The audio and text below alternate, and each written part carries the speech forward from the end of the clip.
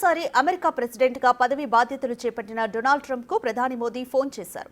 ఇద్దరు నాయకులు భారత్ అమెరికా మధ్య సంబంధాల గురించి చర్చించారు. ప్రియమైన మిత్రుడు అధ్యక్షుడు డొనాల్డ్ ట్రంప్ మాట్లాడడం ఆనందంగా ఉందని ప్రధాని ట్వీట్ చేశారు.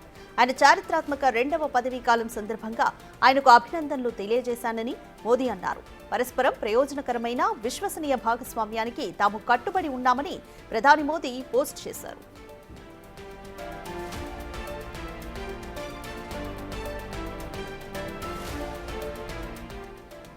ప్రజల సంక్షేమం, ప్రపంచ శాంతి, శ్రేయస్సు, భద్రత కోసం ఇద్దరం కలిసి పనిచేస్తాము అని మోదీ తెలిపారు. నవంబర్ 7 అమెరికా అధ్యక్ష ఎన్నికల్లో గెలిచిన తర్వాత ప్రధాని మోదీ ఆయనతో మాట్లాడారు.